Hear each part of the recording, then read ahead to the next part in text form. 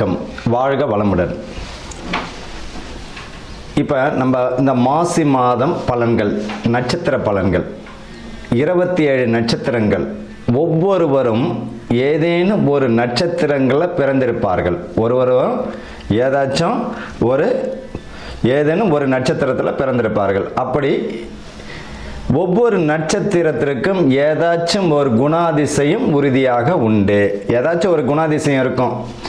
27 நட்சத்திரக்காரர்கள் ஏதோ ஒரு வித்தியாசம் இருக்கும்.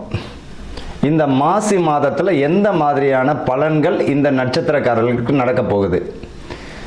உங்களுடைய ஜனன ஜாதகத்தில் அஸ்வினி நட்சத்திரம்னா அதுதான் உங்களுடைய ஜென்ம நட்சத்திரம். இப்போ இந்த 27 நட்சத்திரக்காரர்கள் அஸ்வினி முதல் ரேவதி வரை இந்த மாசி மாதத்தில் எந்த மாதிரியான நற்பலன்கள் நடக்க போகிறது, எதெல்லாம் நம்ம கவனமாக இருக்கணும் அப்படின்றத பற்றி தான் இந்த 27 நட்சத்திரத்திற்குரியதை பார்க்க போகிறோம்.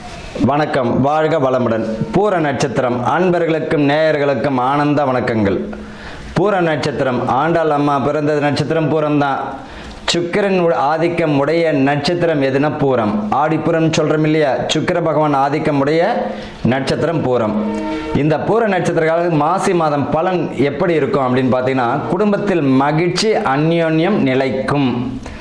பிரிந்த தம்பதியினர் ஒற்றுமையுடன் சேர்வதற்கு வாய்ப்புகள் உண்டு. பிள்ளைகளுக்கும் தந்தைக்கும் பிரிவு இருந்ததுன்னா சேர்ந்துருவாங்க. சுப விரயங்கள், சுப நிகழ்ச்சிகள் நடப்பதற்குரிய வாய்ப்புகள் உண்டு இந்த மாசி.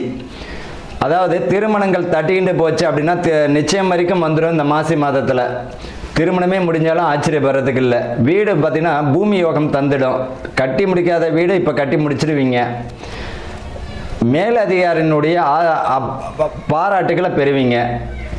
குடும்பத்தில் விட்டு கொடுத்து போகிறதுனால உங்களுக்கு நல்ல ஒரு மாற்றம், மகிழ்ச்சியான சூழ்நிலை நிலவும். சுய தொழில் செய்பவங்க தொழிலை விரிவுபடுத்த வாய்ப்பு உண்டு. ஆனால் அதில் கவனம் தேவை. பண விஷயத்தில் மிக கவனமாக இருக்கணும். தேவையில்லாத விஷயங்களை தலையீடு வேண்டாம்.